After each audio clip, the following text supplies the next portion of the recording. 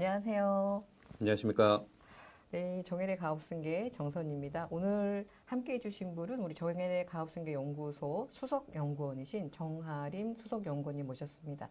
반갑습니다. 반갑습니다. 네, 본인 소개 간단히 부탁드릴게요. 네, 정혜래 가업승계 정하림 수석연구원이라고 합니다. 그리고 본부장도 같이 역임하고 있습니다. 네, 우리 수석연구원님은 뭐 여러 가지 컨설팅을 다 하고 계시지만 특히 그 기업 돌봄, 네네. 네, 기업 돌봄의 달인이라고, 네, 많은 기업들이 어떤 특별한 이슈가 있을 때도 도움이 필요하지만 전체적으로 기업이 시작하면서부터 뭐 상장이나 가업승계 이런 과정에서 많은 일들이 있잖아요. 네네. 그 과정에서 각 분야의 전문가들이 도움이 필요할 것 같고 또 그런 각 전문가들을 잘 적재적소에 일할 수 있게 또 배치해 주시는 게 우리 프로젝트 매니저, PM이라고 하죠. 네네. 그래서 우리 정한임 수석연구원님이 이제 그 일을 10년 넘게 이렇게 해오고 계신데 오늘은 그 기업 돌봄이 뭔지 좀 그 부분에 대해서 우리 대표님들에게 한번 설명을 부탁드리겠습니다. 네네. 자, 화면을 보시면 사실 이 기업이 탄생해서 IPO로 가는지 아니면은 인수합병할지 아니면 가업이 승계할지 여러 가지 방법론이 있겠지만 결국은 인생의 생로병사하고 거의 흡사하다라는 유사점이 있습니다. 처음에 시작해서 사업의 계획 단계에서부터 등록 단계 이런 부분을 튼튼하게 하지 않으면 결국은 나이 드신 분들도 뼈가 약해지시는 거하고 비슷한 거거든요. 그래서 처음의 단계부터 저희들이 그 필요한 부분 법인이 탄생해서 튼튼하게 가기 위한 그런 교두보 역할을 해주는 일종의 서비스라고 보시면 되겠습니다. 그래도 사업은 대표님들이 전문이시잖아요. 네네. 굳이 뭐 전문가의 도움이 필요할까 이렇게 생각할 수도 있으실 것 같거든요. 근데 대표님들이 보면은 제조업을 하는 대표님들 같은 경우에는 경영이라는 부분을 잘 모르시는 대표님들이 상당히 많으세요. 기술 이제 여기 있으신 그런 대표님들이 또 창업을 하신 경우는 그런 경우가 많겠네요. 그렇죠. 그런 부분에 있어서는 아무래도 경영적으로 실무를 다 하셨던 분들의 서포트를 받는 게 더 이로울 수가 있거든요. 일일이 배워서 시작한다라는 건 너무 늦습니다. 네. 그런 그 수소명원이 그 기업이 탄생에서부터 아까 이제 생로병사가 있다고 그랬는데 그 시기별로 반드시 우리가 해야 되는 것들이 있다면 어떤 것들이 있을까요? 단순하게 말씀드리면 그렇습니다. 준비 단계에서 등록 단계에서 그리고 1년 차에서 3년 차 그리고 4년 차에서 10년 차 우리나라 같은 경우에는 중소기업 같은 경우에는 7년 이내에 국가적인 부분, 그러니까 국가에서의 그 서비스나 아니면 서포트 받는 부분이 거의 끝났다라고 봐야 되는 아, 거거든요. 7년을 기점으로 해서. 네, 그렇게 보시면 됩니다. 그래서 제일 좋은 거는 7년 이내에 창업 초기부터 검토할 사항들 또는 뭐 예를 들어서 특허라든가 아니면 연구소라든가 이런 부분들을 미리 생각을 하시고 특히 채용 부분에 있어서도 급여 부분에 대한 부분 그리고 내가 어떤 돈이 필요할지 여부, 자금에 대한 부분 이런 부분들에 대해서 순서적으로 설명을 드리고 대표님한테 어떤 그 포인트를 알려드리는 일을 한다. 이렇게 보시면 되겠습니다. 그게 기업 돌봄의 시초죠. 어, 네네. 지금 이제 수석연구원님이 아까 특허도 말씀해 주셨고 뭐 연구소, 뭐 자금 그리고 인력 지원, 인력 쓰는 거 이렇게 네 가지 네네. 말씀해 주셨는데 이런 부분이 이제 챙긴 것과 안 챙겼을 때 어떤 차이가 있을까요? 첫 번째 이런 겁니다. 국가에서 주시는 자금들도 알아야 찾아서 받으시거든요. 그냥 놓치고 있는 자금들이 너무 많으세요. 특히 이 뒷부분에서도 얘기를 하겠지만 채용에 대해서도 청년 인턴인지 아니면 나이 드시면 실버 채용에 대해서도 지원이 있습니다. 그런 부분들은 대표님들이 잘 모르시는 부분들이시죠. 네. 그러니까 워낙 이제 많다 보니까 이 네. 챙기기가 어려운데 이제 그런 부분을 항상 바뀐 제도들을 늘 이제 업데이트해서 대표님들한테 알려주신다는 거네요. 그렇죠. 네. 그러니까 우리 회사가 모르고 넘어갈 수 있는 그런 고용지원금 혜택. 네네. 네, 그리고 뭐 연구소나 특허 같은 경우는 특별한 기술이 있어야지만 보통 할 수 있다고 생각하잖아요. 그렇게 생각하시면 안 됩니다. 왜냐하면 특별한 기술이나 이런 부분에 있어서 남들이 다 한 부분에 대해서 새로운 걸 만들려고 하니까 어려우신 거예요. 본인이 가지고 있는 기술은 분명히 있으신데 특허화하지 않았기 때문에 그런 것뿐이지 특허화를 하시면 되는 겁니다. 근데 그 부분을 잘 모르시니까 아무래도 저희 같은 컨설턴트의 도움을 좀 받으셔야 빨리 진행하실 수도 있고 벤처로도 승격이 된다 이렇게 보시면 되겠습니다. 그러면 뭐 연구소나 특허, 벤처 이게 받았을 때 뭐 혜택이 있으니까 지금 받으라고 말씀하시는 거잖아요. 물론이죠. 뒷부분에도 더 자세하게 설명을 드리겠으나 절세적인 부분도 상당히 많습니다. 특히 연구 인력 같은 경우에는 뭐 쉽게 말씀드리면 그렇죠. 우리 식대도 비과세 받으시잖아요. 연구 인력에 대한 연구 인력비도 비과세로 받으실 수 있는 부분들도 있고 그리고 벤처로 가신다고 그러면 취등록세, 즉 어떤 공장을 매입하시거나 아니면 사무실을 사업용 자산을 취득하셨을 때 75%까지 감면 혜택이 있습니다. 그러면은 부동산 금액이 크다 그러면 상당하죠. 꽤 크네요. 네네. 그렇죠. 맞습니다. 특허 같은 것도 혜택이 있나요? 당연히 있습니다. 특허 같은 경우에는 뒷부분에 또 설명을 드리겠으나 그 특허를 취득하면서 그 특허에 대한 가치를 평가받는 제도가 있습니다. 그런 경우에는 그 특허 가치를 평가해서 외부의 자금을 받을 수도 있는 거죠. 특허가 예를 들어서 10억의 가치가 있다. 그리고 그게 한 5년간 계산을 한다면 약 50억의 가치로 평가가 되고 은행에서는 그걸 담보로 약 30억 정도를 받을 수 있다는 거죠. 근데 그런 혜택들을 잘 모르고 계셔서 이 서비스를 잘 모르셔서 대표님들이 그냥 지나버리는 그런 경우들이 상당합니다. 특히 이제 기술력이 있는 회사들이 이제 새로운 연구나 개발을 많이 함으로써 자금이 많이 필요한데 네. 그런 회사들은 좀 이런 부분을 활용을 할 필요가 있겠네요. 그럼요.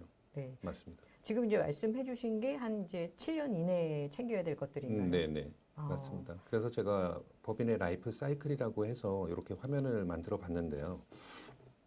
사업 단계 부분에 있어서 1, 3년 차에 이루어지는 것들은 그렇습니다. 이제 운전 자금이나 아니면 그 기술 개발 자금들 그리고 시설 자금 또는 뭐 마케팅 지원을 받을 수 있는 자금들 인력 풀을 그 채용함으로써 받아야 되는 그리고 요즘은 사회적 기업에 대해서 많은 그 지원들이 있습니다. 그런 내용들도 있고요. 그리고 이게 4년 차 넘어가면서부터 이제는 성장기로 접어들 거 아닙니까?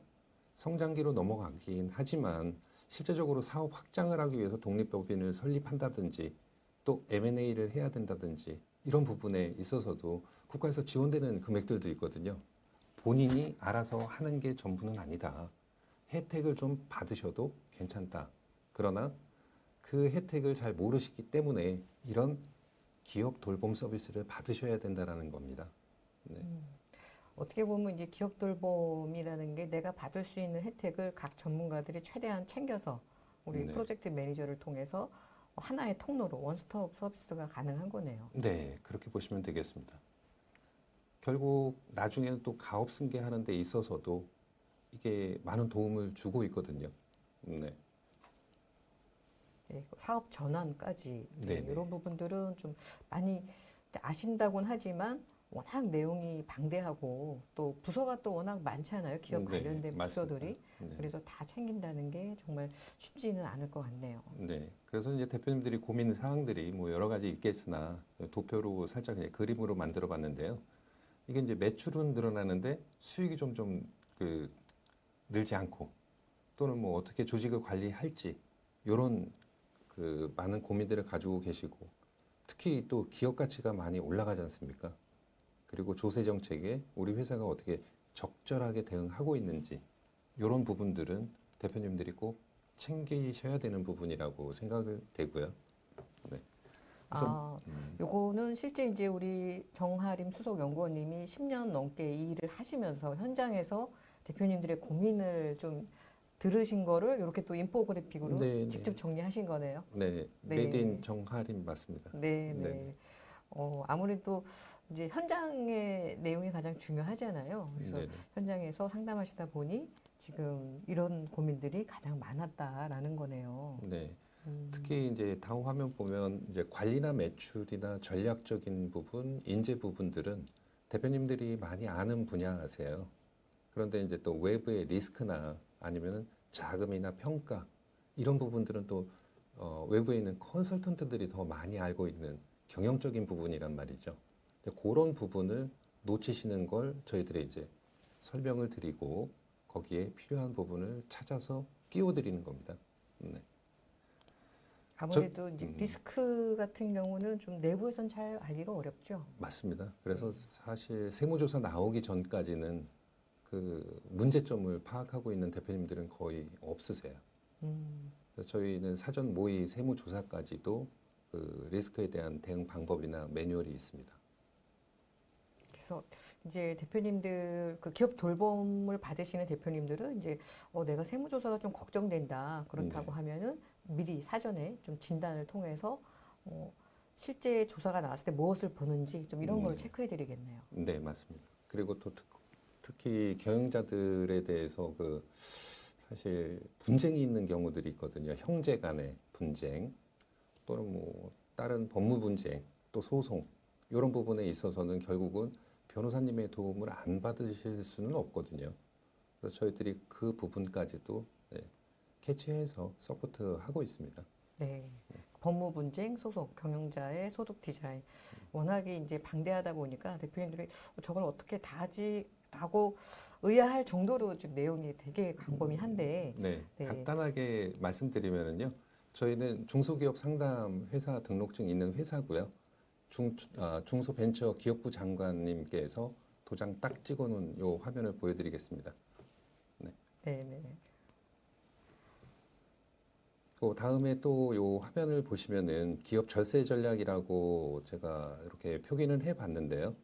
실제적으로 대표님들이 절세한다라는 게 간단하게 그냥 인증이나 벤처 이런 거 따서 하시는 것도 있겠으나 여러 가지 그 세액 감면이라는 부분들을 많이 놓치세요. 그런 부분들까지 저희들이 서포팅 해드리고 있고요. 그리고 뒷부분은 제가 조금 빨리 설명을 드리도록 하겠습니다. 이런 부분, 그러니까 아주 기초적인 부분이죠. 뭐 법무사님 통해 가지고 바쁘셔가지고 원시 정관 만들어 놨다가 이곳저곳에서 와서 이거는 바꾸셔야 돼요. 이거는 추가하는 게 좋겠습니다. 이런 얘기들 많이 들으셨을 거예요, 대표님들. 그러나 왜 바꿔야 되는지에 대해서는 잘 모르세요. 그냥 바꾸라고 해서 바꿨다. 이렇게 말씀하시거든요. 그 부분까지도 가서 이제 상법상의 이런 부분 때문에 이렇게 바꿔야 됩니다. 라고 설명을 드리고 나서 바꿔드리기도 합니다. 그 정관에 대해서는 가장 안타까운 게 정비를 하셨다고 뭐 최근에 하셨다고라고 했을 때도 저희가 점검을 해보면 어떤 이제 표준 정관 그런 걸로 변경을 하다 보니까 우리 회사의 어떤 주주 구성이나 임원 구성 이런 부분하고 정확하게 맞아 떨어지지 않는 정관이 많더라고요. 네, 맞습니다. 그래서 특히 뭐 임원의 퇴직금도 임원이 실제 이제 뭐 형식상의 임원도 있고 실제 네, 경영을 하는 임원도 있고 다르잖아요. 그렇죠. 그런데 이제 이런 구별이 없이 그냥 네, 뭐 임원 퇴직금은 2배, 대표님 이 임원분 2배를 주실 건가 하고 여쭤보면 또 그건 또 아니라 그러세요. 네, 네. 맞아요. 그래서 이런 디테일한 이런 체크가 꼭 필요할 것 같아요. 맞습니다. 네. 뭐 네. 이런 부분에 대해서 설명을 일일이 드린다면 이 내용만 가지고도 한 시간이 네, 짧죠. 네. 예, 아무래도 이제 기업 돌봄은 워낙 광범위한 서비스를 해서 오늘은 전체적인 거를 네, 네, 말씀을 드리고 저희 정혜래 가업승 연구소에서 이런 서비스들을 하고 있습니다라는 거 전달해 드리고 세부적인 거는 또 따로 영상을 준비하도록 하겠습니다. 네. 쉽게 말씀드리면 이런 겁니다. 정관 하나 바꿨다고 해서 뭐가 달라져가 아니라 그냥 화면에 본 것처럼 보시면은 그 내는 세금의 변화율이 생기기 때문에 바꾼다. 이렇게 생각하시면 간단할 것 같습니다.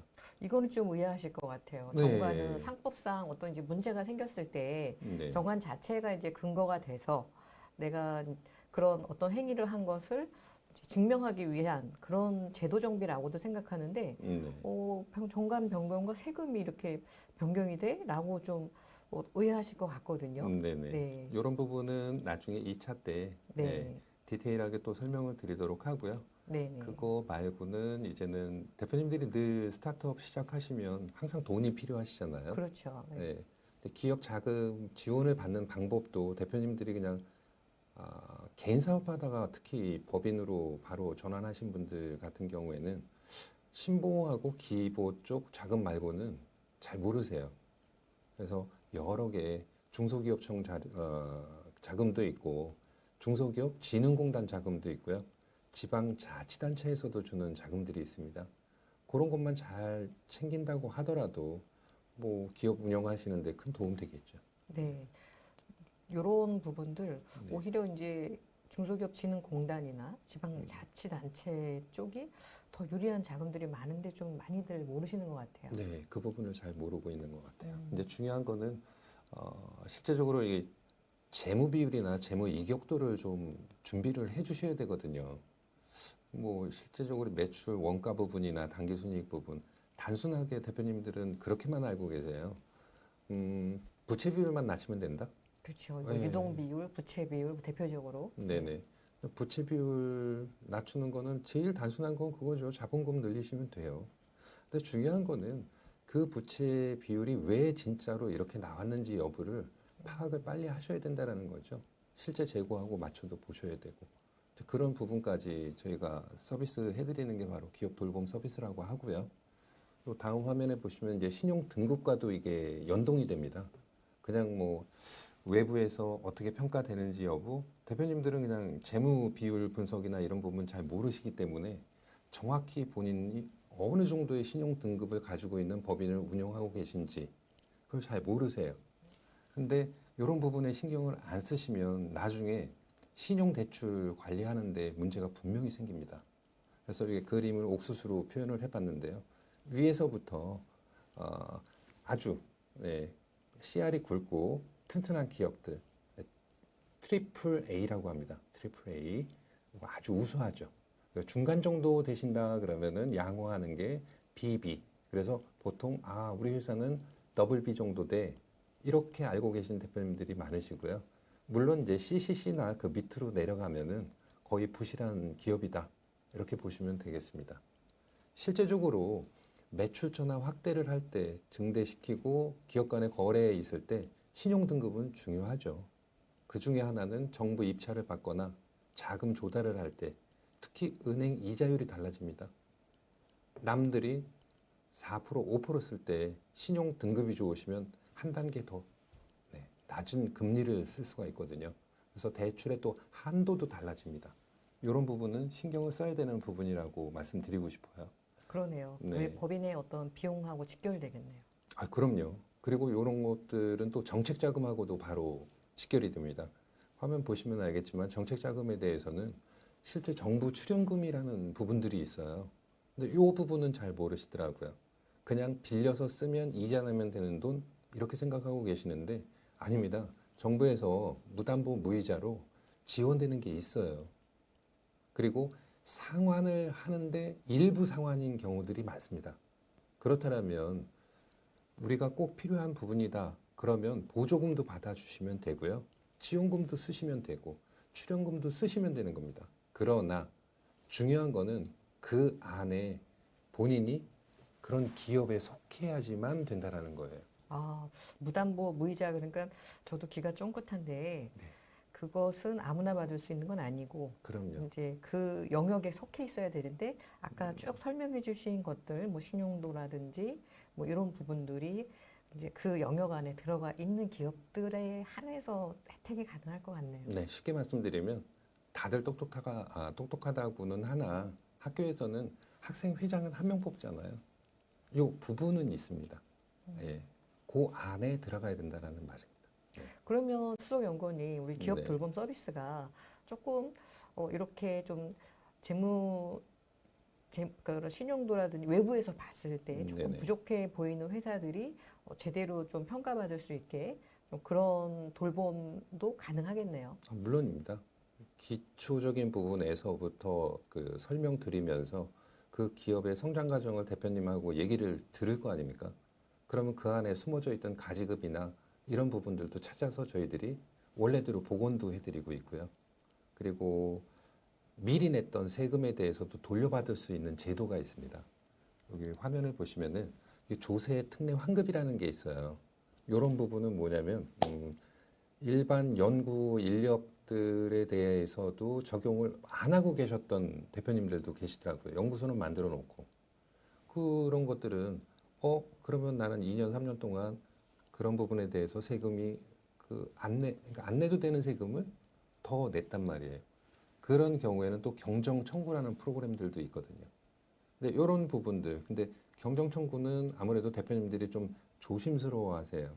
이유는 뭐냐면, 그래도 국세청에 냈던 돈을 다시 돌려오는데 이거 회초리 맞는 거 아닐까? 이렇게 생각하시는데 아닙니다. 그거는 절대 아니고요. 저희들이 이제 국세 환급 지원실이 있기 때문에 저희들도 법의 원칙, 테두리 안에서만 움직이는 사람들이기 때문에 믿고 서비스를 맡겨주시면 되는 겁니다. 네, 그 부분이 좀 오해이신 것 같으세요. 그러니까 네네. 조세환급이라는 거는 내가 실제로 이제 세액 공제를 받았어야 되는 조특법에 의해서 공제 받을 거를 못 받은 걸 돌려받는 건데 그렇죠. 대표님들은 낸 세금을 왜 또 돌려받으려 그래? 근데 네.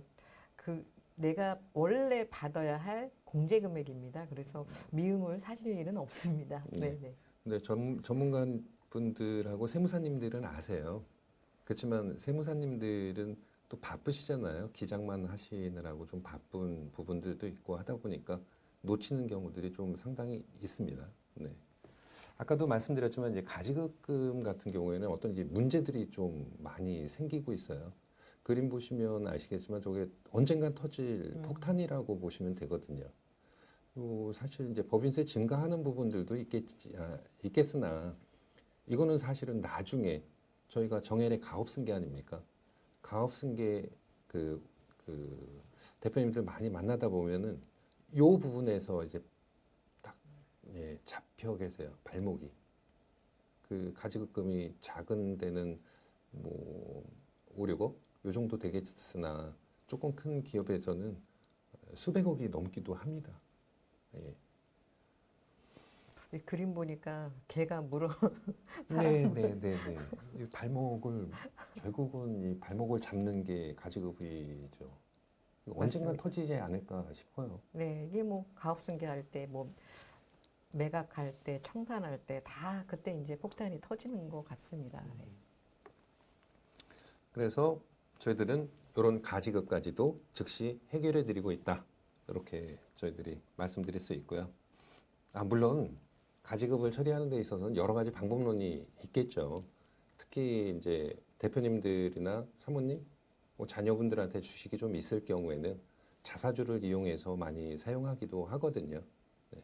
그래서 요게 순서나 방법론 화면을 제가 이렇게 그려봤는데요. 요게 제가 한 12년 전에 만들었던 자료인데 아직까지도 법이 그렇게 많이 바뀌지는 않았기 때문에 요 순서대로만 하시면 됩니다. 근데 중요한데 이 순서를 이상하게 순서를 바꿔서 하시는 대표님들이 계세요. 잘 모르니까. 그렇죠. 네, 뭘 먼저 해야 될지 모르잖아요. 네네. 순서 바뀐다고 뭐 큰 차이가 있겠어? 그렇게 생각하세요. 네. 어떤 차이가 있을까요? 쉽게 말씀드릴까요? 우리 수술을 하는데 일단 메스로 안에 있는 장기를 다 어떻게 보면 그 서비스를 다 받은 다음에 그 다음에 봉합을 하고 그리고 또 다시 또 봉합을 한 걸 풀어야 될까요? 이러면 안 되죠. 그런 거 위험하죠. 위험하죠. 네. 이 순서가 그런 겁니다. 현재는 12단계로 이렇게 간략하게 표현을 했으나 이 12가지가 전부는 아니라는 거죠. 요 안에 예를 들어서 바늘에 쉬를 깬다. 이런 것까지 그림으로 표현을 못하기 때문에 그런 건 빠져 있는 거예요. 근데 이대로 하시는 대표님들이 많으세요. 문제는 세무사님하고 법무사님하고 두 분만 사용하다가 그분들 얘기 다 믿고 하셨다가 요즘에 국세청에서 거꾸로 조사 많이 나오고 계시죠. 네. 가지급금이 이렇게 함부로 정리할 부분이 아니네요. 위험한 네. 겁니다. 예. 이제 말 지금 그대로. 이제 지금 10단계 지금 적어주신 11, 12단계까지. 12단계인데 네네. 이것도 사실 굵직굵직한 것만 지금 그럼요. 해주신 거지 네네. 이 사이사이에 또 챙겨야 될 게 많다는 말씀이신 거잖아요. 네. 그럼요. 가지급금 이 정리 순서가 매우 중요하니까 대표님들이 그냥 쉽게 생각하고 했다가 또 나중에 뭐 문제가 안 될 수도 있겠지만 되는 네네. 경우에는 또 크게 피해가 있으니까 네네. 이왕이면은 가지금 정리할 때 이런 순서 체크를 반드시 해야겠네요. 네, 맞습니다. 그리고 임원들이나 그 주주분들에 대해서도 사실은 이 가지급이 어느 정도 정리가 됐다는 전제 하에, 예. 그러면 실제적으로 임원들이나 주주분들은 배당도 받으셔야 되지 않습니까? 근데 배당 잘 안 받으시는 대표님들이 항상 가지급이나 아니면 주식이 딴 데로 나가 있거나 또는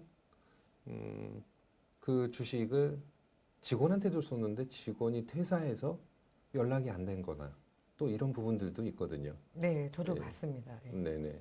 그래서 그런 부분에 대해서도 임원들도 주주분이라는 그 권리를 직접 찾으셔야 되거든요. 대표님들이 놓치는 부분들, 그런 부분들을 저희들이 체킹해드리고, 요 화면을 보시면 이제 하얀 부분이 세금이라고 봤을 때, 아, 이 흰 부분이. 네. 가지급금은 말 그대로 4.6% 인정이자가 들어가니까 이자만 내는 거니까 다 세금이죠. 네. 근로나 상여 같은 경우에는 뭐 소득세하고 뭐 4대 보험 내시고 나면 글쎄요. 그냥 쉽게 표현하기 위해서 그냥 반은 세금이다. 이렇게 표현을 했고요. 퇴직할 때는 아무래도 현존 우리 모든 그 세율 중에 제일 싼 거는 퇴직 소득세다. 이렇게 보시면 돼요. 그래서 배당으로도 또는 뭐 자사주 매입으로도 이런 그 이익 절세 전략을 짜는 것처럼 우리는 이 퇴직금 가지고도 전략을 좀 사용을 좀 하셔야 되기는 합니다. 예, 그래서 이제 소득세를 좀 비교를 하자면 퇴직금 배당 급여가 있다면 급여는 조금 낮추시고 퇴직금 부분으로 조금 밀어 놓으셔도 괜찮다. 그리고 중간에 배당을 사용하시는 것도 괜찮다. 근데 대표님들 항상 그러시죠. 배당 한 번도 해본 적이 없는데. 예. 근데 그렇다고 세무사님들이 배당을 이렇게 하는 겁니다 하고 와서 알려주지는 않으시거든요. 그래서 제가 말씀드리고 싶은 거는 세무사님들이 모른다고 해서 내가 그거를 갖다가 안 찾아 먹는다? 이거는 아닌 것 같아요. 그래서 이거를 제가 말씀드리면 내가 알고 있다. 그러면은 세무사님이 모른다고 하더라도 공부를 해서라도 이거를 찾아서 드셔야 되는 겁니다. 네. 근데 뭐 세무사님들이 모르시기보다는 아마 이제 기장 세무사님이잖아요. 기장 해달라고 이제 기장료를 주시면서 어떻게 보면 퇴직금은 개인의 소득이고 개인의 자산 관리인데 그렇죠. 이거를 왜 절세를 나를 안 해주지? 이건 좀 과하지 않을까요?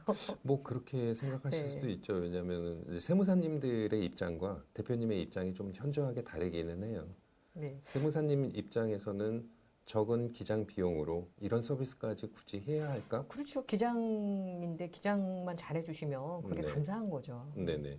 그리고 또 퇴직금 부분까지 챙겨서 미리 앞으로의 미래에 대해서는 생각 잘 안 해주실 것 같은데. 그것까지는 어렵죠, 당연히. 그렇죠. 예. 그러니까 대표님이 챙기셔야죠. 네. 아까 지금 이제 수석 연구원님이 네. 좀 급여를 줄이고 퇴직금으로 좀 이렇게 활용해라라고 하셨는데 네네. 우리 상식적으로 급여가 네. 높아야 퇴직금도 높은 거잖아요. 근데 문제는 네. 급여는 항상 받으시는 게 매년 글쎄요 8,800 미만으로 잡으시려고 그 정도 대표님들이 늘 잡아 놓으시더라고요. 그 예를 가지고 비교를 하자면 이런 겁니다. 8,800을 기준으로 한 2,000 정도 줄이셔도 된다. 왜 그러느냐? 배당으로 15.4% 분리과세가 되거든요. 그러면 6,600 타시고 2,000은 어떻게 하셔라? 네, 배당을 섞으셔도 좋다. 이런 전제 조건의 설명이었던 거지.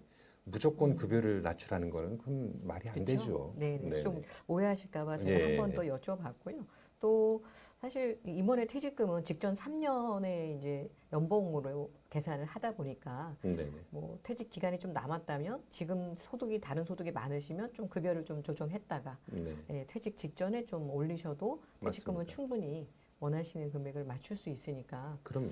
예, 제가 네. 지난주에 뵀던 대표님도 연봉이 5억이나 되더라고요. 네네. 예, 그러니까 세금이 또 반이잖아요. 그렇죠. 예, 그런 상태에서 같이 그 5억을 갖기 위해서 또 배당을 10억 받는다 그래서 제가 정말 안타까워서 설명을 그렇게 길게 안 드리는데 다시 잘 설명드렸더니 이제 정리를 가지금을 하시기로 하셨어요. 그래서 네. 이런 부분들이 대표님들이 그냥 복잡해 그냥 그렇죠. 뭐 세금 더 내지 근데 실제 그 세금을 그 배당소득세만 끝나는 게 아니라 또 이제 의료보험료 나오고 그러면 굉장히 속상해 하시더라고요. 그럼요. 네. 맞습니다. 받기 전에는 뭐 그렇게 하지 이랬다가도 네. 네네. 이렇든 저렇든 하나조차고 뭐 다른 걸 더 그 뭐 포기한다? 그 뭐 그런 거는 아닌 것 같아요. 그런 거는. 네. 일단 대표님들이 고민하는 게 다 이런 부분일 것 같아요. 10년 후 미래 통장에 대해서. 네. 10년 후 미래의 통장이요? 이거 뭐 그림 봐서는 잘 모르겠는데요. 오른쪽 그림을 한번 보시고요. 네, 음, 왼쪽 그림을 한번 보신다면 네. 딱 표시가 나지 않습니까? 예를 그러네요. 들어서 대표님이 현재 70세이시거나 또는 뭐 60세라고 하죠. 이제 환갑이 넘으신 대표님을 기준으로 본다면 좀 더 편안하게 여생을 보내시는 게 훨씬 낫지 않을까 싶어서 그림으로 이렇게 표현을 해봤고요. 지금과 같은 고민을 그대로 대표님이 계속 고민한다고 해서 달라지는 건 없거든요. 주변에 아주 똘똘하고 그리고 착실한 이런 컨설턴트 한 분만 만난다고 하더라도 앞으로 10년에 대한 통장에 대해서는 많이 달라지지 않을까 싶어요. 근데 이제 대표님들 입장에서는 이 네. 사람이 정말 똘똘하고 음, 오랫동안 특히 이제 똘똘한 것도 중요하지만 오랫동안 나를 잘 케어해 줄 수 있을까라는 게 가장 큰 고민이실 것 같아요. 맞아요. 네. 성실함이 또 그 무기가 될 수도 있기는 하죠. 네. 예. 뭐 잠깐 저희가 자랑을 하자면 정연의 가업승계 연구소의 연구원들은 법인 컨설팅 10년 이상, 가업승계 컨설팅 10년 이상, 그렇죠. 결세 금액 500억 이상의 연구원들만 대표님들을 만날 수 있습니다. 네. 그 대표님들한테는 제가 꼭 이렇게 농담식으로 말씀드려요. 위에 색깔의 회색이 진하게 보이세요. 아래 회색이 더 진하게 보이세요. 그러면은 뭐 각각의 그 선택이 달라지시더라고요. 이거 사실은 같은 색이었습니다. 이런 거죠. 어떤 시선의 차이가 좀 더 명확하게 옆에서 누군가 조언해 주는 사람이 있다고 하면 빠른 선택에 의해서 빨리 그 선택을 가지고 미래 비전을 빨리 찾을 수도 있다. 이렇게 저는 보고 있는 거고요. 그래서 저는 이 컨설팅 하는 일을 상당히 좋아합니다. 네. 네. 그래서 이렇게 10년 이상 우리 대표님 옆에서 고민을 해결해 주시지 않나 싶습니다. 네. 대표님들 특히 이제 경영자 리스크 관리하실 때 차명 주식이라고 들어보셨나요? 예전에는 네. 많았죠. 그렇죠. 네, 지금도 꽤 있는데 이제 수면 위로 나타나지 않는 것 같아요. 네네, 맞습니다. 저희들이 서비스하는 내용 중에 이걸 안 넣을 수가 없어요. 아무래도 조사관님들이 와서 첫 번째 보는 게 차명 주식이거든요. 그래서 차명 주식이나 이런 부분들도 저희 서비스가 안에 포함되어 있다. 이렇게 말씀드릴 수가 있고요. 이 팩스 같은 경우에는 이미 지난 지 한참 됐는데도 불구하고 이런 팩스가 오거든요. 무슨 소리냐면은 주식을 변동해놨을 때 그냥 내버려 뒀다가 5년이 지나서 6년이 지나서도 이렇게 날아오고 있더라고요.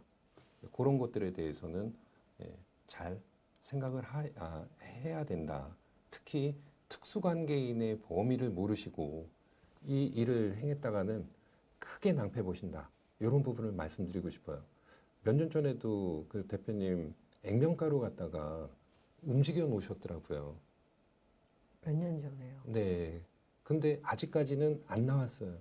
그런데 3, 4년이 지금 흐르고는 있으나 5년이 지나서 6년, 7년이 지나도 결국은 소명 자료에 대해서 팩스가 아까처럼 날라올 수가 있다. 이런 거를 꼭 알고 계셔야 돼요. 그림으로 제가 그래서 표현을 해봤는데요. 대표님들한테 이거 문서에 있는 내용을 보여드렸더니 전혀 이해를 못 하세요. 그래서 이걸 그림으로 그려봤습니다. 본인과 배우자 요 가운데에서부터 이 까만 사람들은 다 특수 관계인이다. 이렇게 보시면 됩니다. 그리고 이 부분에 대해서 어떻게 바꿔야 되는지, 그리고 상속 및 증여세법에 의해서 50%가 세금이라면 어떻게 지분 재설약을 해야 되는지, 이런 부분도 저희 정혜래 가업승계하고 같이 고민해 보셔야 될 시기다. 이렇게 저는 확언합니다. 네. 아마 이제 대표님들이 보통 소득세가 이제 5년을 보고, 그래서 양도 같은 경우는 5년이잖아요. 근데 이 명의신탁은 아까 5년 지나서도 나온다 그러셨잖아요. 명의신탁 같은 경우는 제척 기간이 얼마일까요? 이렇게 보시면 됩니다. 부가 제척 기간이라는 부분이 이제는 거의 사라져 간다. 거의 없다.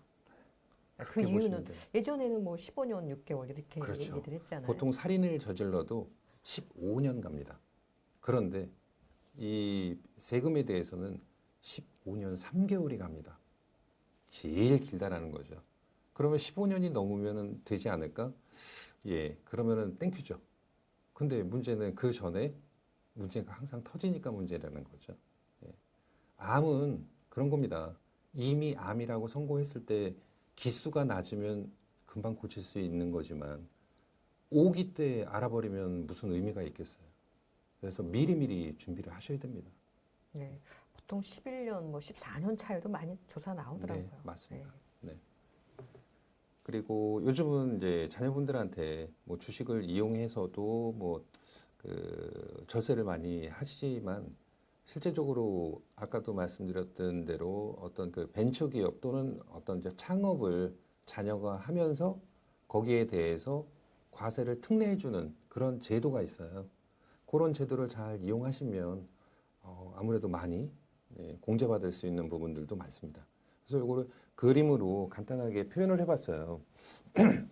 대표님 기준으로 60세 이상이시면 되고요. 그리고 18세 이상이면 되는 겁니다. 근데 보통 뭐 성인 자녀라고 한다면 다 뭐 19세 이상이 분명히 될 것 같고요. 그리고 증여세 과세 특례를 받으면 사업자 등록을 한 다음에, 그러니까 그 전에 어떤 돈을 받는다고 하더라도 2년 안에 사업자 등록만 만들어 놓으시면 돼요. 그리고 그 사업자 등록 만들어 놓은 상태에서 주셨던 돈을 4년 이내에 그 창업 자금에 쓰시면 되는 겁니다. 그러면 아무래도 이 줄일 수 있는 리밋이 베네핏이 늘어나죠. 네. 그런 경우 있더라고요. 그냥 증여세 신고 안 하고 돈을 줘버렸어요. 그래서 네. 막 뒤늦게 연락이 와요. 예. 왜냐면 주변에서 이런 거 위험하다. 네. 그래서 그런 경우에도 이런 부분을 활용하면 그럼요. 예, 걱정을 상당 부분 덜을 수 있겠네요. 예, 물론 이제 불가능한 업종이 좀 있기는 합니다. 조소매나. 한참 뭐 카페 창업 많이 했잖아요. 예. 또 이게 또 묘한 게 카페가 될 수도 있고 안 될 수도 있더라고요. 이게 무조건 안 되는 건 또 반반입니다. 아니더라고요. 네. 반반이라.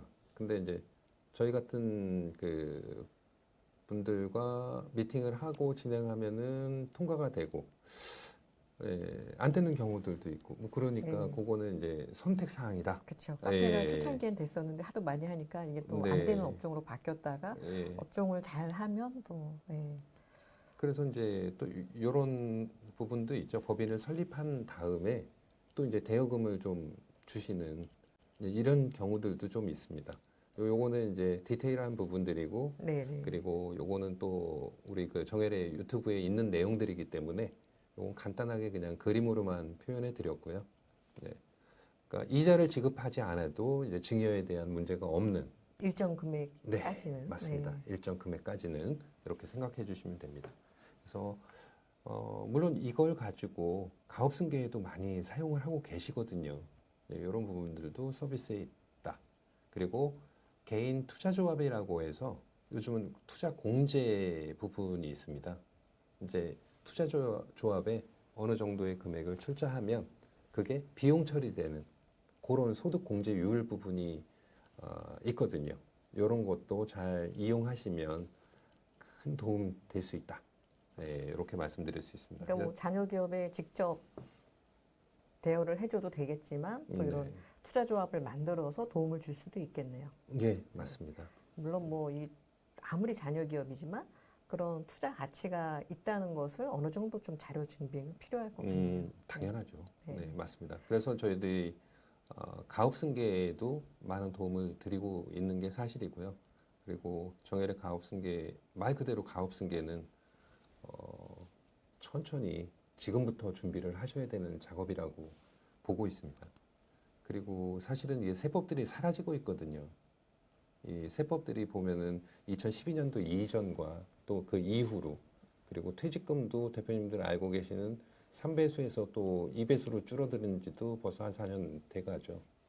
이제 개정세법이 늘 7월 말에 나오기는 하는데 이번에는 좀 파격적인 내용들이 많이 나왔더라고요. 그렇죠. 네. 네. 근데 그 실제 12월에 통과 여부는 그때까지 지켜봐야겠죠. 네. 그래도 뭐 일단 대비해 놨다가 안 돼도 뭐 어쨌든 절세 부분이니까. 그럼요. 근데 대비 안 했다가 바뀌어버리면 기회가 없으니까. 제 맞습니다. 생각에는 개정안에 올라온 거는 지금 미리미리 빨리 하시는 게 맞을 네. 것 같더라고요. 맞습니다. 법인도 비용 처리하는 부분에 있어서도 대표님들이 잘 모르셔서 저희들이 가서 이런 식으로 이제 또 설명도 드리고 있다라는 점, 뭐 식사 비용이나 아니면 대표 이사님의 핸드폰 요금 또는 뭐 감사님의 핸드폰 요금 또 이거를 백화점에서 가전제품 구입한 다음에 이제 세금 계산서 발급하는 부분들 이런 부분들 그러니까 요즘 국회에서도 왈가왈부되는 이 빵 얘기 있지 않습니까? 빵. 와인 얘기 혹시 알고 계시나요? 이게 정치 종교는 제가 잘 모르기는 하는데 네. 이제 법인에서 이런 그 비용 처리하는 부분은 음. 그 대표님들이 좀 알고 가셔야 되는 부분들이 좀 있습니다. 특히 이제 부동산 같은 경우는 더하죠. 부동산도 법인에 이미 토지와 건물이 잡혀 있다면 뭐 생각을 하셔야죠. 이제 슬슬 가업 상속공제로 가야 될지 증여세 과세 특례로 가야 될지 뭐 이런 부분들도 많이 고민해야 되는 부분들이라고 생각이 되고요. 아까도 말씀드렸지만 상속세 요것도 이제 슬슬 생각을 하셔야 된다. 세법도 바뀌고 있으니까 대표님 퇴직금도 준비를 하셔야 되고 그리고 이런 것들은 법인 자산 개정을 좀 이용을 하셔야 되는 부분들이 있습니다. 그리고 이제 아까 맨 첫 번에 말씀드린 이 기업의 인증이라는 제도 부분들이 있는데요. 여러 가지 인증 제도 부분들이 있습니다. 그냥 뭐 ISO 또는 뭐 벤처, 연구소, 이노비즈, 메인비즈 이런 내용들이 있는데 저희들이 인증 지원실이 있습니다. 네. 이런 서비스는 기본적으로 벤처로 가는 기업 부설 연구소를 만들고 전담 부서를 만들고 이노비즈로 가시고 또는 메인비즈로 가시고 그 이후에는 병역 특례까지 받는 이런 서비스들이 있으니까요. 근데 실질적으로 기업 부설 연구소하고 벤처만 만들어 놓고 우리는 다 했어 이렇게 하시는 대표님들 계시더라고요. 아닙니다. 이노비즈, 메인비즈 더 좋은 그 인증 부분들이 있기 때문에요. 요즘 보시면은 뭐 그 TV 광고나 이런 부분들 70% 감면해주고 있거든요. 그런 거는 서비스는 받아보시는 게 좋죠. 그래서 연구소나 전담부서는 저희는 되도록이면 기술력이 있다면 하시는 거를 추천을 드려요. 물론 또 연구소가 이제 3명 이상이어야 된다라는 규정이 있다 보니까 문제는 아니 우리 회사 5명인데 연구 인력 3명 집어넣으면 어떻게? 아니 실질이 그러시면 넣으셔도 되죠. 그러나 작은 중소기업에서는 한 명도 전담 요원으로 한 명을 더 놓고 해서 한 2명 정도로 연구 전담 부서라는 게 있거든요. 뭐 그렇게 설립해 놓으시는 게 좋습니다. 예. 그래서 요거에 대한 세액 공제나 이런 부분들은 예시로 세액 공제를 여기다가 적어 드렸거든요. 뭐 한 2명만 들어간다고 하더라도 1,250만 원이라는 세액 공제가 열리는 서비스이기 때문에 1,250만 원을 글쎄요 단기 순이익으로 계산하신다면 1억 2,500은 굴려야 요 정도는 남지 않을까 싶어요. 그래서 이런 것들은 챙겨 드셔야 되는 부분이라고 말씀드리고 싶고요. 특히 이게 공공 조달하시는 조달청에 나라장터에 등록을 잘 못하시는 대표님들도 저희들이 서비스 해드리고 있고요.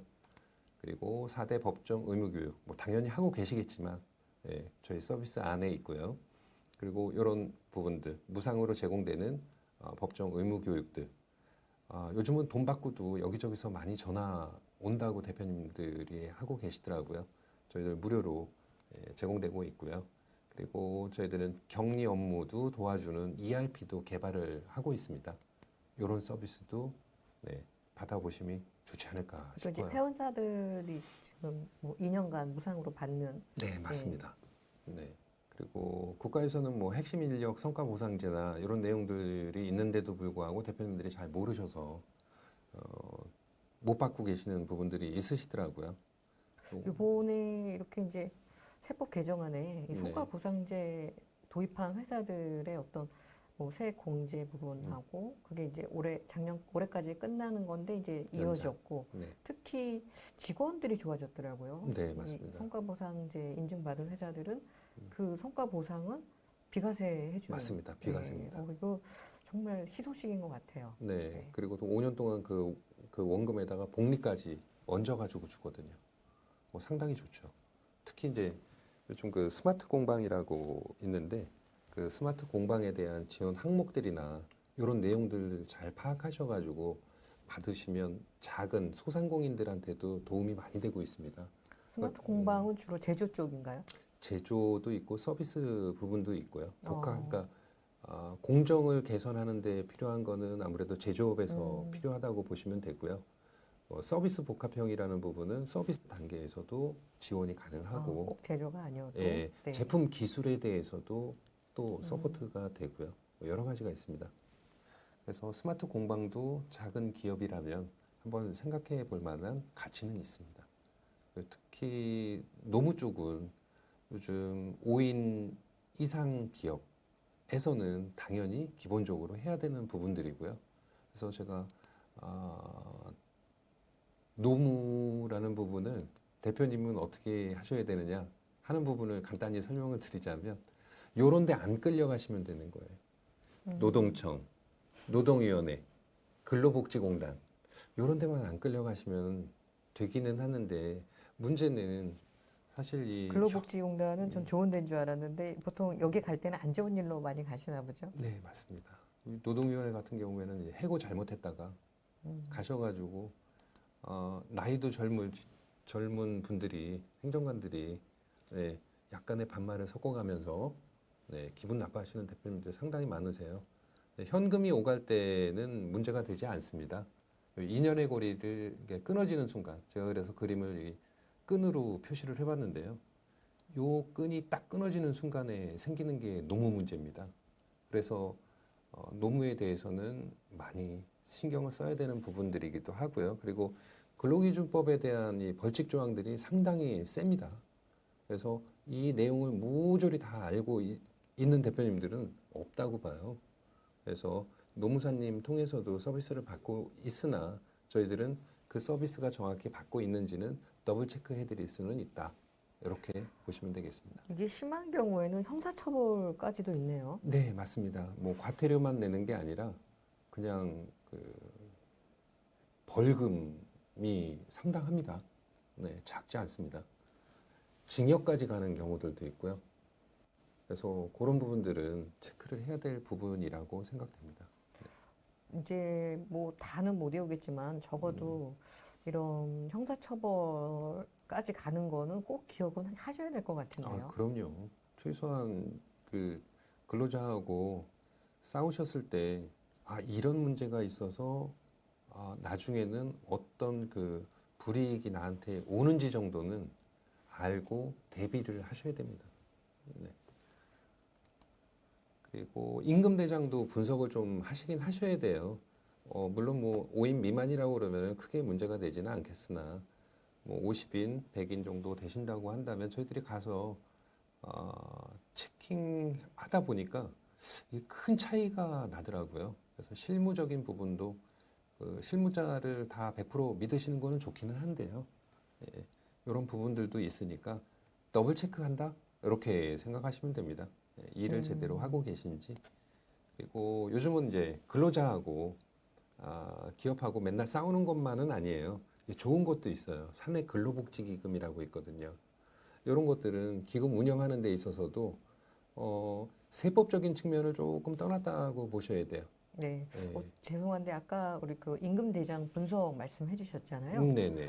이게 뭐 단순히 임금 대장을 잘 쓰는 것과 그렇지 않은 것에 있어서 이렇게 비과세 급여 차이 때문에 차인 지급액이 달라지네요. 많이 달라지죠. 네. 음, 전과 후도 달라지고 이거는 그냥 단순하게 그냥 하나를 비교를 해서 이렇게 표현을 했으나 이게 100명이 넘어가고 200명, 300명이 된다고 한다면 그 액수는 최저 몇 천에서 수억 원까지도 차이 나는 걸 봤습니다.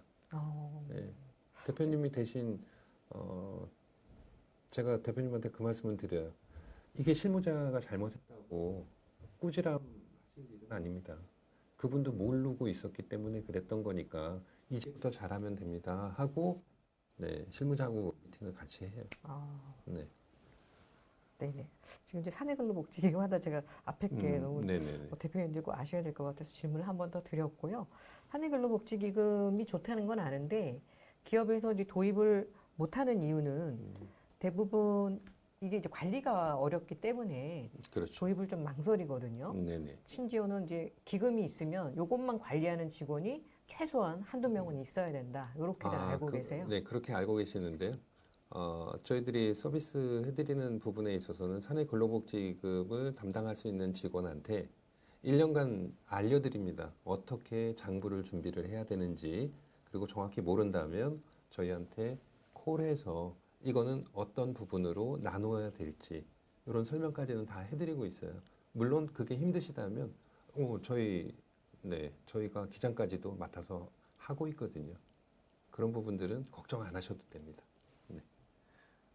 지금 복지 카드가 네네. 보통 이제 대기업들만 발급을 해주잖아요. 근데 맞습니다. 저희 정혜대 가업승계 연구소를 통해서 사내근로 복지기금을 설립하시면 복지 카드 발급까지 다 해드리고 있고 네. 또 대표님들이 편한 게 복지 카드를 적극적으로 활용을 하면 특별히 관리가 이렇게 복잡한 게 없어서 맞습니다. 네, 이 부분을 가장 좋아하시는 것 같아요. 제가 저희 회사도 이 복지 카드가 있거든요. 네, 예, 이렇게 신한은행에서 이렇게 복지 카드가 네. 있습니다. 이 복지 카드로 포인트를 넣어주면 네, 직원들은 본인이 쓰고 싶은 복지 범위 내에서 사용을 하고 결제할 때 법인 쪽으로 넘어오니까 따로 영수증을 받을 필요도 없고 네, 맞습니다. 그리고 또 사용처가 다 다르니까 어떻게 보면 선택적 복지가 자연스럽게 이루어지고 그럼요. 네. 네, 맞습니다. 이러한 서비스는 제가 보기에는 아직까지 다른 데서는 좀 못 본 것 같아요. 맞습니다. 네, 저희가 서비스를 제일 먼저 시작을 했고요. 왜냐하면 중소기업에서 대기업이 사용하는 이 카드 부분에 있어서 연동하는데 한참 그 애를 먹었거든요. 우리 국내에서는 신한카드하고 저희하고 조율을 했기 때문에 저희만 발급 가능하다 이렇게 생각하셔도 될 정도로 저희 사내 근로복지기금과 복지카드는 연동시켜서 저희들이 다 컨트롤을 하고 있습니다. 네, 네. 네. 그리고 이 사내 근로복지기금 같은 경우에는 절차가 조금 시기와 절차가 좀 필요하기는 한데요. 아무리 빨리 해도 2달이 좀 넘게 걸린다라는 거는 알고 계셔야 돼요. 대표님들 그냥 법인 설립하듯이 지금 집어넣으면 다음 주에 나오는 거 아니야? 이렇게 생각하시는데요. 관할 등기소에 가서 또 예금 계좌 개설하고 세무서 또는 뭐 행정 절차가 있기 때문에요. 2달에서 3달 걸린다. 이렇게 생각해 주시면 되겠고요. 요거 중요한 것 같아요. 네. 작년 말에도 11월 이럴 때, 10월 이럴 때 네. 회사에 올해 이익이 너무 많다. 기금에 좀 출연하고 싶다. 네, 기금에 그런 출연하면 대표님들 이제 계시죠. 비용 처리되니까. 네네. 근데 기간이 2달이 안 남아서 네, 맞습니다. 고해에는 혜택을 못 보신 회사들이 꽤 있거든요. 네네. 그러니까 적어도 지금부터 준비하셔야 이제 그럼요. 올해 출연하실 또 법인세 감면 받으실 부분은 2달이니까 그래도 뭐 9월, 늦어도 네네. 9월. 늦어도 9월까지는 이 그쵸. 서비스를 받으셔야 이제 뭐 11월 전까지는 세팅이 된다. 이렇게 보시면 그쵸. 되겠고요. 네, 네. 그리고 그냥 직원들한테 이 보너스 줄 때도 사실은 지금 빨리 사실 하셔야 돼요. 왜냐면은 8월, 9월 곧 추석이거든요. 네. 그런 부분들도 있으니까 시간에 대해서도 생각을 해 보셔야 될 좀 부분일 것 같습니다. 복지 기금에 대해서 관심이 있다면 네. 빨리 알아보시고 진행을 하시는 게 이왕이면 네, 더 네. 많은 혜택을 가져가실 수 있겠네요. 네. 저희들 복지 카드도 이렇게 어플도 네, 있고요. 그리고 식대로도 쓰는 부분 정산 어플 있고요. 그리고 저희들 항상 그 홈페이지나 쇼핑몰도 서포트 해드리고 있으니까 네. 정부 지원 자금 전략 부분에 있어서도 아까 특허 말씀드리면서 이 특허에 대해서 특허 가지고 뭐래 이렇게 말씀을 하셨지만 특허 디딤돌 사업이라는 것도 있고 바로 지원 서비스 그리고 대출 컨설팅 그리고 창업 선도 기업 이런 내용들이 3년 이내의 기업이라면 대상에 포함됩니다. 그래서 저희한테 연락 주시면 되고요. 그리고 지식재산 경영 인증이라는 제도가 또 있거든요. 이런 부분들도 잘 모르신다. 그러면은 연락 주시면 되는 겁니다. 그리고 우리 국내에 있어서는 지원 체계를 정리를 했지만 이 그림을 보시면 알겠지만 대표님들이 공부를 해서 이거를 찾아내기는 너무 힘드세요. 네, 너무 회사 힘드세요. 경영도 바쁘신데. 그럼요. 네. 그러다 보니까 저희의 머리를 빌려 가시고요. 네, 대표님들은 앞만 보고 그냥 진행하시는 게 좋을 것 같아요. 그 특허 같은 경우에는 IP 나래 프로그램이라고 해서 특허에 대해서 지원되는 금액들도 있어요. 그리고 기간도 잡혀져 있고 특허 낼 때도 돈을 그러니까 국가에서 특허를 내기 위한 비용까지도 지원을 해줍니다. 네, IP 바로 지원 서비스도 있고요. 그리고 물론 아까 그 설명드리는 부분에 있어서 인건비 지원 프로그램이 있다고 말씀드렸는데 이런 겁니다. 시간 선택제, 전문 인력 채용하는 부분들. 그래서 이미 알고 있는 부분들은 대표님들이 보통 청년 내일 채용 공제는 많이 아세요. 네, 일자리 도약 장려금도 조금 아세요. 그리고 고용 촉진 장려금 이제는 많이 늘어나셨어요. 2년 전만 하더라도 이거를 그냥 소진해 버리는 경우들이 상당히 많았거든요. 그리고 요거는 신규 채용에 있어서고 기존의 인력 부분에 있어서도 고령자 계속 고용 장려금이라는 것도 있습니다. 그리고 출산 육아기에 계시는 가임기 여성 같은 경우에는 그 휴직과 단축에 대해서 출산 육아기 부분에 지원금도 있거든요. 그런 것들은 꼼꼼하게 챙겨서 쓰시면 좋겠고요. 그리고 저희는 요람에서 무덤까지의 서비스를 해드리고 있어요. 즉 법인에서부터 법인의 마지막 청산 절차까지도 저희들이 해산 등기하고 신고까지 해드리는 이런 일들을 하고 있습니다.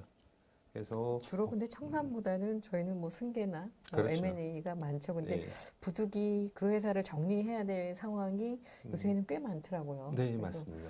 저희가 채널명이 가업승계니까 가업승계만 하나 이렇게들 생각하시는데 오늘 맞습니다. 우리 정아림 수석 연구원님이 저희 연구소에서 하는 많은 일들을 지금 정리를 잘 해주셨네요.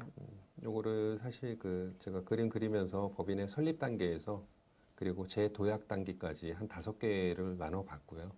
그리고 업무 실행하는 데 있어가지고 플랜들은 이미 만들어져 있어요, 저희들은. 그러니까 뭐 정관이나 제도 정비뿐 아니라 오너 소득 디자인에 대한 가수금 정리 또는 뭐 노무, 미처분 이익잉여금에 대한 정리 뭐 이런 부분들은 결국 기업 돌봄이라는 큰 서비스라고 보시면 되는 거고요. 그 테두리 안에서 여러 가지 내용들이 많이 나누어진다.